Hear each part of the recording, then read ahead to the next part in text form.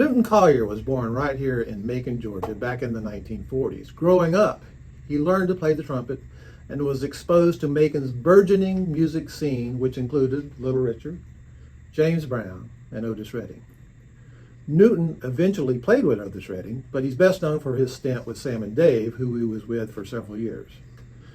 While Newton was with Sam and Dave, he made a couple of appearances on the Ed Sullivan Show. In recent years, he has been on the television show Unsung and is included in the Little Richard documentary I Am Everything, which came out in 2023.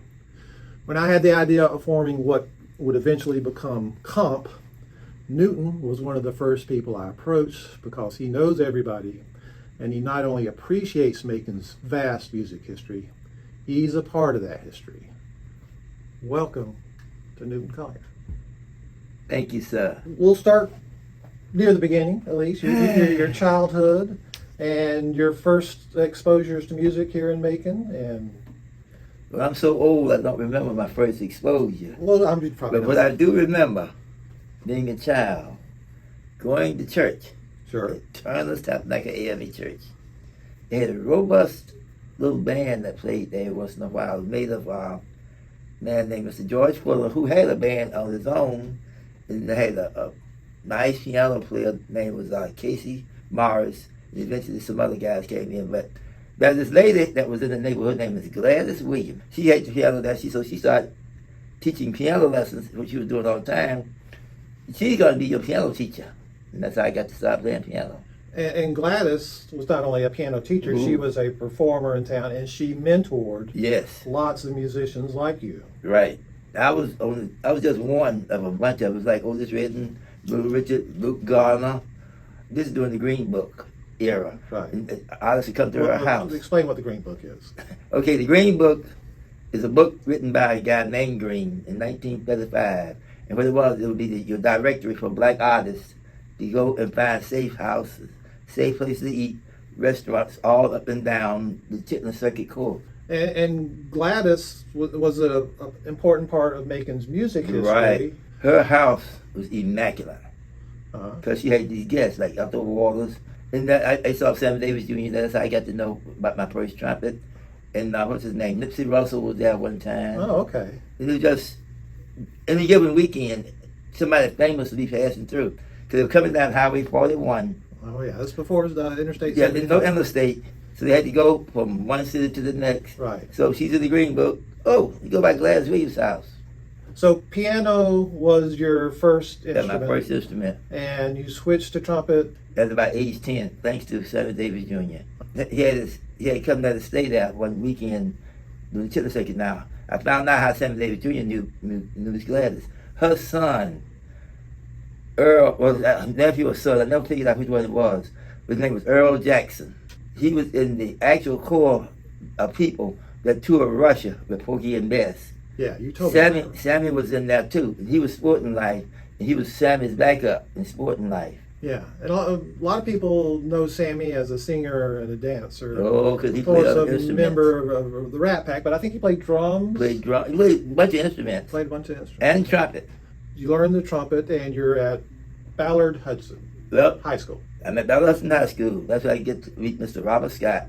If you hear a little music in the background, Marcus King is recording right below us, and so I'm hearing a little piano come from right below us. Yeah, I hear the bleed. and so musical place. I mean, what you think? Yeah. By the way, we are in what Chris Hicks calls the Crow's Nest of Capricorn Studios. Mm-hmm. That's where my office is here. But Robert Scott also mentored lots of musicians He had a slew of musicians all way before me. 3 or 4 years. He came there in, I would say, 56 or 57. And some of those musicians were already going out doing things. Yeah. And I came in, maybe about the third or fourth year of him being there. That was the beginning of me becoming a side man. Okay. All right. I wasn't a lead trumpet player. I was a side man. I was the field man. Well, speaking of being a side man, you eventually came to play with the Pine Toppers. Right. Tell us about the Pine Toppers. Okay, Pine Toppers, in 1957, 58, 59, they were called the Mighty Panthers with Johnny Jenkins. So the trumpet player that was in the Air Force named was Sammy Coleman. And every day he would go, when they go to practice, I made friends. I befriended him. And also Lewis Hamlin was down at the time. So I knew Lewis. Lewis Hamlin played with James Brown, band director for James Brown. All right. By the way, James was living in Tender Heights at this time. Yeah. But I was imitating Coleman. Oh, sure. And that was a good thing. And Yeah. so with Coleman, by him being in the Air Force, one time they had to play at Mercer University. Now it's Johnny Jenkins in the Pine Top. They changed. They completely got the name out the way. It's now, and so I happened to go over, and Coleman had to go to do his Air Force job that night. They had a gig. So I don't know what he told my mother, but I went to do the gig at Mercer. Yeah. The rest is history there. I joined How old would you have been then? about 14, 13, oh my 14. Gosh. Jeez. Wow. Of course, Otis was hanging around all that time. So was this before Otis was singing with the Pine Toppers? This is just about the time Otis getting ready to get away from the Pine Toppers. Oh, okay. So Otis was with the Pine He was with the Pine Toppers. Okay. Otis Redding, by the way. Yeah, Otis Redding. But this is during the time Otis beginning to outgrow the Pine Toppers in many ways. Yeah. Because he had burnt the Douglas down. They wouldn't let him play that no more. So he had been winning. So they just told him don't come back. Yeah, there were Saturday morning talent shows. Right. And Otis Redding, as a teenager, basically would win every Saturday morning. Nobody had a chance. For the talent shows at the Douglas Theater, which is 2 blocks from here. Right. So. And so that got me. So when Coleman came back, I was playing his parts for him. He just, yeah, nice. He said, good. Now, there's 2 horn players now. So Otis decided he would hire Coleman. I saw a little something there. So Coleman now, so sister to Otis and his new band. Yeah. And so, of course, I tag along. But Johnny went on and recorded Right. one of the very first albums on Capricorn Records, which featured many of the Allman Brothers Band, including Right. Dwayne Allman, and one of Johnny's songs is included on the Dwayne Allman anthology, and that's how a lot of people know who Johnny Jenkins is. You eventually graduated high school, and you went to Augusta, Georgia. Why would you go to Augusta, Georgia? Not that it's a bad place. What my happened? brother lives there. I was playing with Johnny Jenkins at the Armory, which is over on Anthony Road, and we played. We had a 6-piece band, 7-piece band, something like that. Yeah.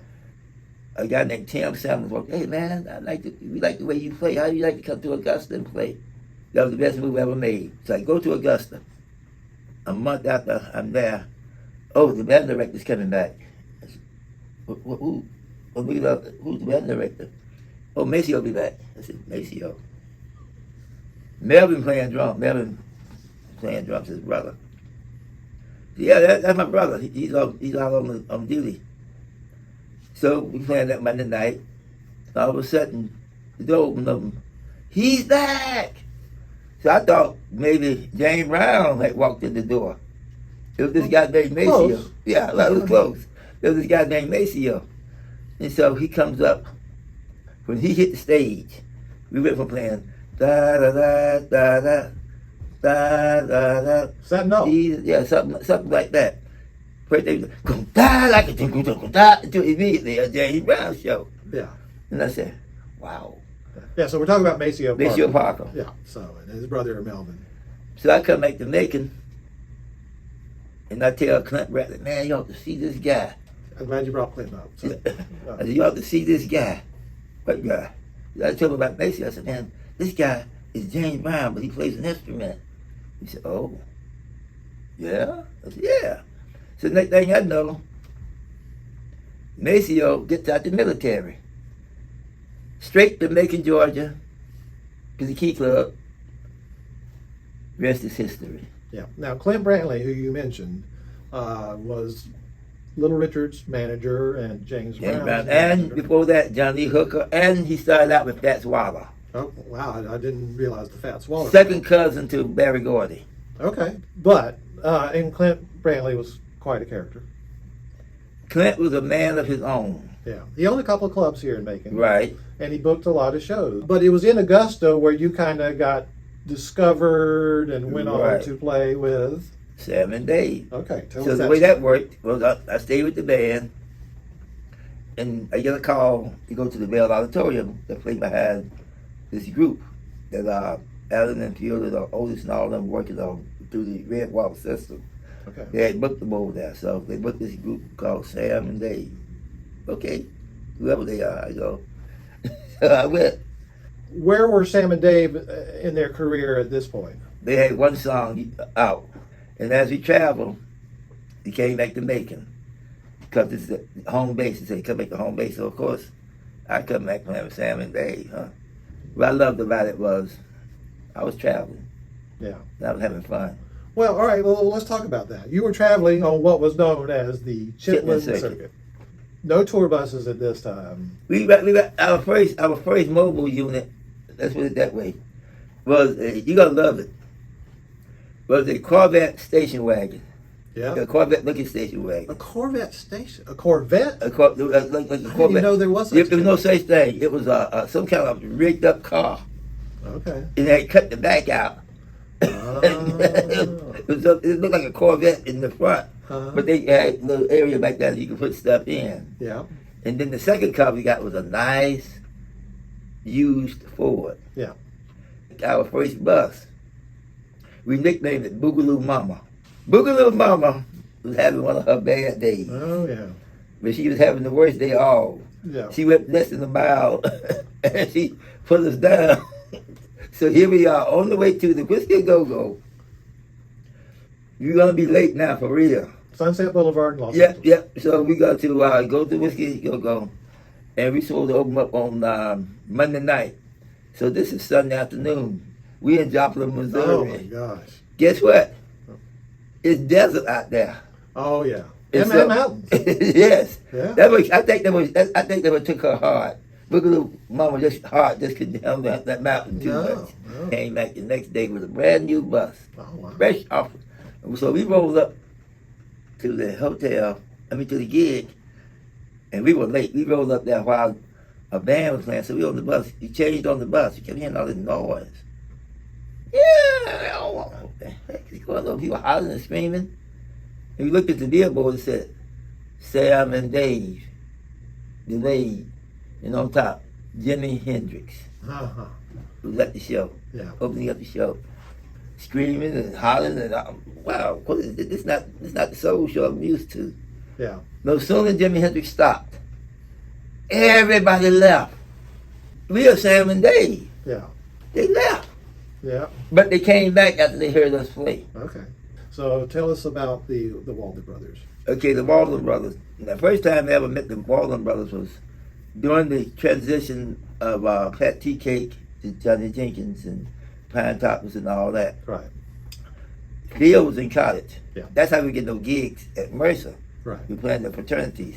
I got to know Alan first, because Alan young was Yeah. hanging around. So we got to know him. Then I got to meet Phil. And so what happened is Phil started booking, and he said, gee, y'all sound good, or something like that. And I'd like to book y'all on most shows around the South. Yeah. That's what happened. They started booking all these colleges, Johnny Jenkins and Pine Toppers, all over the place. At University of Alabama, University of Mississippi. We go over to Memphis, to Memphis State, to school, all through the college system. With Sam and Dave and Johnny Jenkins, we both of us did the same thing. We always had home base in Macon. Phil and Alan Walden in the 60s, they were like the biggest Right. R&B promoters in the world. Now, I'm going to look at my wall here. And they booked, of course, Otis, Sam and Dave, Percy Sledge, well, I can't see. Arthur Connolly, Arthur Conley. Johnny Taylor, Johnny Johnny Taylor. Jenkins, Yeah, good. William Bell, You can see better than I can Joe see. Simon, Yeah. you name it, they had it. Bobby Womack? Bobby Womack. Yeah, yeah. Womack was interesting. Okay. Oh, that's right. He put together a band of musicians from your high school. They put together, there was some kids playing at Clint Place, and they were playing right down the street. And Bobby Womack was here to sign some contracts. You come into the office to sign your contracts. So he got 20 dates, so he come in and sign 20 contracts. So that's Right. the way it works. So they going, we're going to go out and have a couple of drinks. Okay, let's go. They walk into the club, and so when Bobby Womack come into the club, they playing some song. So they immediately Charles Burns, Arline, Tommy Goodman, the late Tommy Goodman, just passed away. Right. They were all in the band. And Toby, that eventually went with Sam and Dave, he was in the band too, Toby Wynn. I'd like to have that band, Phil. They changed the name to Peace. Yeah. Bobby Womack and Peace. You're touring with Sam and Dave, and they kind of blow up, become very popular. So how did things change? The money went up. Okay, good. The dates got bigger and better. Right. You guys eventually played the Ed Sullivan Show. Oh, yeah. Sam and Dave came to an end, I guess. Yeah, good days come to an end. And you moved to Boston, Massachusetts, of all places. Right. Why on earth would a young man from Macon move to Boston, Massachusetts? Not that Boston's bad. I lived in Massachusetts for a few years. Well, one of them was when we was in Japan on one of the tours. I met this guy. Out of all the soldiers over there, this guy and I just hit it off. We became good friends. And he was from Boston, and I knew that I already played the Sugar Shack. The Sugar Shack is a club. Club in Boston. So I knew people at the Sugar Shack. Now, when the Sugar Shack opened up, Wayne Cochran opened up the Sugar Shack from Macon, Georgia. Okay. And I was around. Wayne Cochran was a colorful performer guy out of Macon. Out of Tulsa, really, but Macon, yes. Yeah. He was a white guy who wanted to be James Brown. Yeah, that's really what it is. So, so Wayne Cochran opened up the club, and you from the same neighborhood. Okay, so you know what we're doing. So I'm basically hired as a hired gun. My first job was I met a guy named Davenport. They were booking a lot of soul acts from Macon. Yeah. Through Roger Redding. That's how I knew Roger Redding. Okay, and Roger is Otis's brother. So things didn't go well in Yeah. Boston. Yeah. So that was a tragedy, I would say. Yeah. At this particular time, I'm also working in the same position by me being in knowing the system. I carried the money at night to the bank. One particular night I did that, and I made my drop, which is go to the right, and the bank is right there. Stick it in there and get back in the car. I'm on my way home. This guy was standing on the sidewalk as my car pulled up. Shot me right there. Shot him in the head. Yeah. Oh, gosh. And because the bullet was right there, and the doctor stuck his finger down in there and just shut the blood from coming. Yeah. And here I am today. But it took this whole side out. This is all metal. Okay. Lost all my teeth. So that was another problem. I'm lying up in the hospital after I was out 24 hours. Yeah. I had to have in-house help for almost 2 years. Wow. But I survived. I had to take reconstructive surgery going on, and I had to go to therapy to learn to talk again. Yeah. Went back across my windpipe. Right. So you mentioned Mike Matheny. Right. And the shooting impacted your ability to play. Right. But he introduced you to the EVI. EVI. Which is an electric valve instrument. It's basically interesting that the way I play is you hum. The horn is I can't make all my nerves are gone, so there's nothing that make no armature. Yeah. So I can blow and I can hum. And I'll put a picture of you playing downstairs in the studio of the EVI. But you did come back to Macon. Oh yeah, Macon's home, Macon's home. Yeah. Newton is one of the most beloved citizens here in Macon. Everybody knows him, and he's been included in the Douglas Theater Walk of Fame, Right. along with James Brown and Little Richard and Lena Horne. I'm the only one living there. That's right. He is the only one living who's on the Walk of Fame, Douglas Theater, which is, like I said earlier, It feels good to be among giants in that situation too.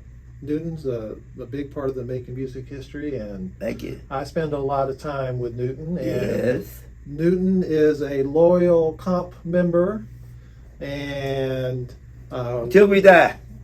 until we die. And I appreciate you, and I love you. Thank you very much, young man. You take it, young man. Yes, it's a pleasure.